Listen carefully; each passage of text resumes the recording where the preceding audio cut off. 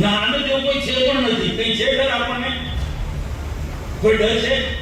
કોઈ કોંગ્રેસ વાળાનો ડર છે આપણને કે આ પાણાનો છે કે ભવિષ્યમાં બીજી કોઈ પાર્ટી ઉભી થશે એવો કોઈ ડર છે કોઈને? નથી. મતદારો, દેશના મતદારો નારાજ હોય તો પણ ભાજપને મતદાન આપશે. કેમ? કોંગ્રેસ પાસે આશા છે, આમ આદમી પાર્ટી આશા છે કે બીજા કોઈ એન પાર્ટી પાસે કોઈ આશા છે કે? ભારતીય જનતા પાર્ટીના સાંસદ મનસુખ વસાવા હર હંમેશ પોતાના બેબાક અવાજ ઉઠાવતા, એ પછી કોઈ વિપક્ષ પાર્ટી હોય તેની સામે અવાજ ઉઠાવવા અને ભારતીય જનતા પાર્ટીને પત્ર લખવામાં પણ તેઓ આગળ હોય છે, જો કામગીરી પોતાના મત વિસ્તારમાં ન થઈ હોય તે માટે. દરેક પાર્ટી સાથે આ રીતે વર્તણૂક કરતા ફરીથી એક વખત મનસુખ વસાવાનો એક એવો જોરદાર વિડીયો વાયરલ થયો છે જે સાંભળીને તમે તો ચોંકી જશો ને તમને એવું લાગશે કે આટલી ગેરંટી સાથે મનસુખ વસાવા કેમ કહી રહ્યા છે કે ભારતીય જનતા પાર્ટીના ગમે તેટલા મતદારો હોય, ગમે તેટલી તકલીફો જ મતદારોને કેમ ના પડી હોય, મતદારો આખરે મત તો ભારતીય જનતા પાર્ટીને જ આપશે, આવું એવું ગેરંટી સાથે કેમ કહી રહ્યા છે, એ જ વિષય પર ચર્ચા કરવી. હું મુસ્કાન અને આપ જોઈ રહ્યા છો લાઈવ 24 ન્યૂઝ ગુજરાત. ભરૂચના સાંસદ એવા મનસુખ વસાવા જેઓ હંમેશા પોતાના નિવેદનના કારણે ચર્ચાનો વિષય રહેતા હોય છે, તે પછી નિવેદન પોતાની ભારતીય જનતા પાર્ટીનું હોય, આપનું હોય કે કોંગ્રેસનું હોય, અને તે વચ્ચે હાલમાં સોશિયલ મીડિયામાં જે તેમનું એક નિવેદન વાયરલ થઈ રહ્યું છે અને આ વિડીયોમાં તેમને જે નિવેદન આપ્યું છે, જે તેમનો કોન્ફિડન્સ જોવા મળ્યો છે ભારતીય જનતા પાર્ટીને લઈને, અને તેઓ એક વિડીયોમાં જ ભાજપ કેટલી વાર બોલી રહ્યા છે એ સમગ્ર અંગે આપણે આજે એનાલિસિસ કરવું છે કે આટલો બધો ભાજપ અંગેનો કોન્ફિડન્સ કેમ મનસુખ વસાવા. નમસ્કાર, લાઈવ 24 ન્યૂઝની સાથે હું છું મિક્ષુ ઠક્કર. મનસુખ વસાવાએ જાહેર સ્ટેજ પરથી ભારતીય જનતા પાર્ટીના એટલા બધા વખાણ કરી દીધા છે કે સાલું એ ન સમજાયું કે તેમને વખાણ માટે સાંસદ બનાવવામાં આવ્યા છે કે પછી કામગીરી કરવા માટે સાંસદ બનાવવામાં આવ્યા છે. હવે તેમને આ જાહેર મંચ ઉપરથી જે ગુજરાતના યુવાનો બેરોજગાર છે તેમને લઈને પણ વાત કરવામાં આવી, બિરસા મુંડાની જે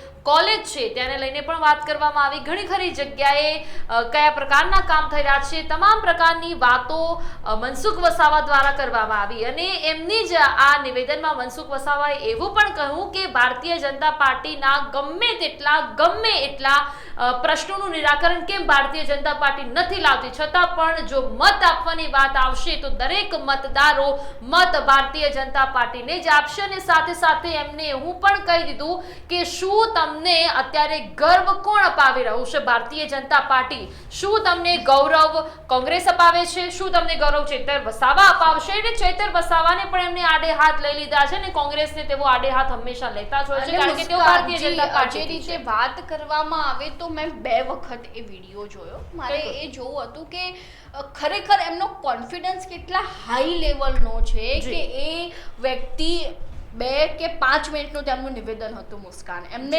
નહીં તો 10 વખત ભાજપનું નામ લીધું, કેટલી વખત?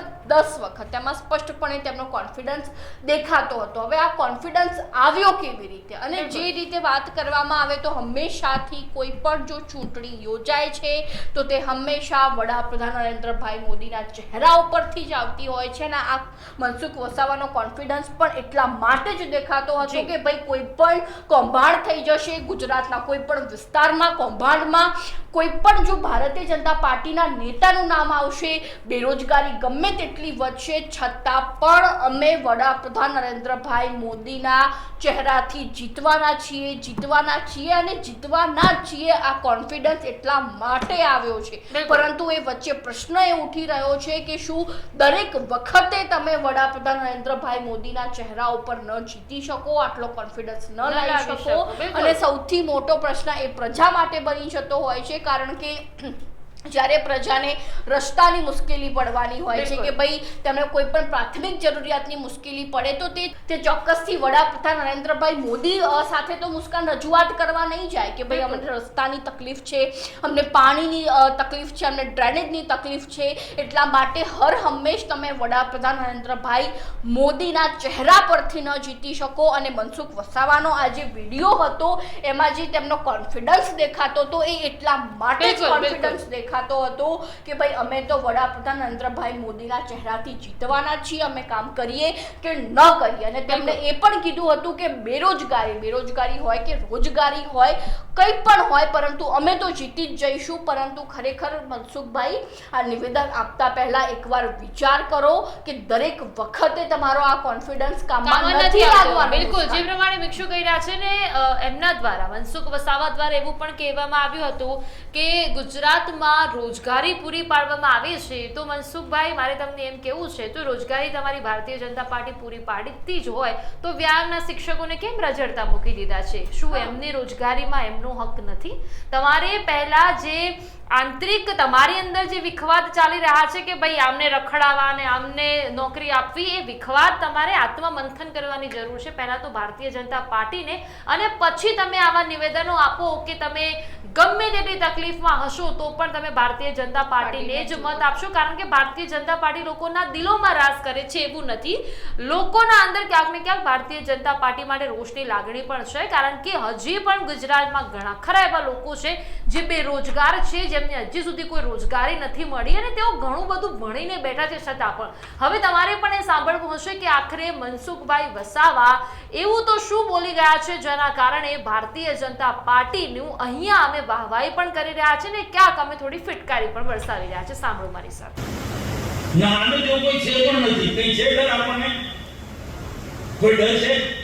કોઈ કોંગ્રેસ વાળાનો ડર છે આપણને કે આ પાણાનું છે કે ભવિષ્યમાં બીજી કોઈ પાર્ટી ઉભી થશે એવો કોઈ ડર છે કોઈને? નથી. છતાં પણ કેમ? છતાં પણ ભારતીય જનતા પાર્ટી હજુ અધવચ્ચે પહોંચી છે, હજુ મંદિર પહોંચવાનું બાકી છે. ભારત માતાને પરમ વૈભવના શિખરે પહોંચાડવાનું હજુ બાકી છે. હર હાથનું કામ, દેશના એક એક વ્યક્તિને કામ મળે, રોજગારી મળે. કોંગ્રેસ પાસે આશા છે, આમ આદમી પાર્ટી આશા છે કે બીજા કોઈ એમ પાર્ટી પાસે કોઈ આશા છે કે ભારતનું સપનું છે ભારત અખંડ બને, ભારત અખંડ છે એને જાળવી રાખશે, ભારતના કોઈ ટુકડા ના થવા દે,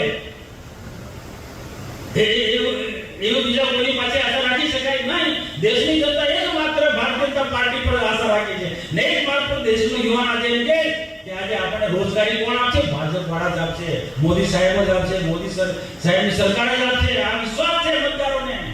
એટલે વારંવાર ભાજપ નારાજ હોય તો પણ ભાજપને જ મત આપે છે. મતદારો, દેશના મતદારો નારાજ હોય તો પણ ભાજપને મતદાન આપે છે. કેમ?